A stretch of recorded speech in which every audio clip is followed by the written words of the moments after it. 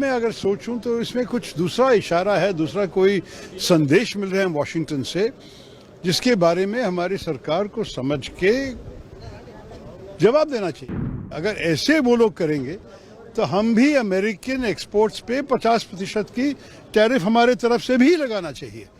कोई भी किसी और देश में बैठ के हमको ऐसे धमकी दे सके, ये तो बिल्कुल मानना तैयार नहीं है। और मेरे ख्याल में हर भारतवासी कहेंगे कि इस विषय पे हम सब एक हैं। देखिए, असर तो पड़ेगा ही, क्योंकि 90 बिलियन डॉलर के हमारे ट्रेड है उनके साथ।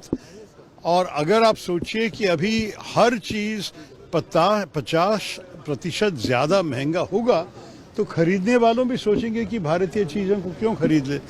और आप देखिए कि हमारे जो कंपेटिटर्स हैं, जिस देशों से इस किस्म के चीज़ें अमेरिका को भेजा जा रहा है, जैसे कि वियतनाम, इंडोनेशिया, पाकिस्तान, बांग्लादेश भी, चाइना भी हमसे अगर कम है, तो आप सोच लीजिए कि नेचुरली उनके चीज़ों अगर कम महंगे हैं तो भारत की चीज़ बिक नहीं जाएगी अमेरिकन मार्केट में। दूसरी चीज़ जो अन्याय है, ये जो एक्स्ट्रा 25% जो ऐड किया, जो ट्रंप ने कल बताया था, ये है क्योंकि हम रशिया से पेट्रोलियम प्रोडक्ट्स, नेचुरल गैस और ऑयल खरीद रहे हैं, लेकिन चाइना हमसे करीब डबल रशिया से खरीद रहे हैं, और उनको 90 दिन दिया गया है, हमें सिर्फ 3 हफ्ते दिया गया है। ये सब मैं अगर सोचूं तो इसमें कुछ दूसरा इशारा है, दूसरा कोई संदेश मिल रहे हैं वॉशिंगटन से, जिसके बारे में हमारी सरकार को समझ के जवाब देना चाहिए। अगर ऐसे वो लोग करेंगे तो हम भी अमेरिकन एक्सपोर्ट्स पे 50% की टैरिफ हमारे तरफ से भी लगाना चाहिए। ये नहीं है कि कोई भी किसी और देश में बैठ के हमको ऐसे धमकी दे सके, ये तो बिल्कुल मानना तैयार नहीं है। और मेरे ख्याल में हर भारतवासी कहेंगे कि इस विषय पे हम सब एक हैं। आपको महत्वपूर्ण बात कहा कि 50% भारत को भी रेसिप्रोकल टैरिफ लगाना चाहिए। रेसिप्रोकल तो उनका ही लफ्ज़ है, वो खुद कह रहे हैं कि रेसिप्रोकल है। हम जब उनके ऊपर नहीं दे रहे हैं, मेरे ख्याल में हमारे जो टैरिफ्स है, जिसके खिलाफ ट्रंप साहब शिकायत कर रहा है, हमारे तो एवरेज टैरिफ्स अमेरिकन गुड्स पे 17% है। तो अगर आप सोचेंगे कि 17% के बदला वो लोग 50 कर रहे हैं, तो हम क्यों 17 पे रुके? हम भी 50 तक कर सकते हैं।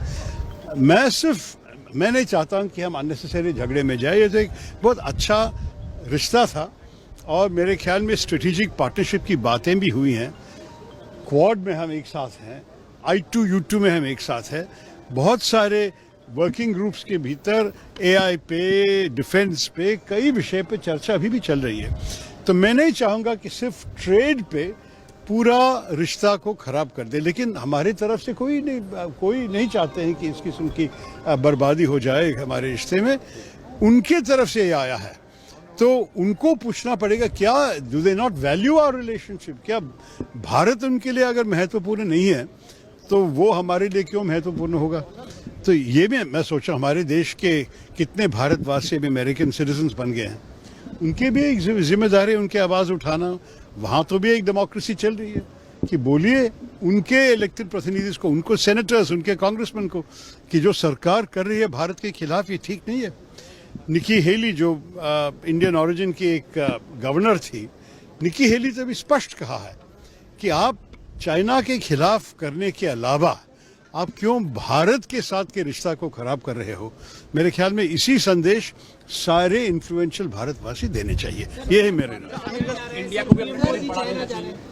क्या आप मानते हैं इंडिया को भी अपना टैरिफ बढ़ा देना चाहिए?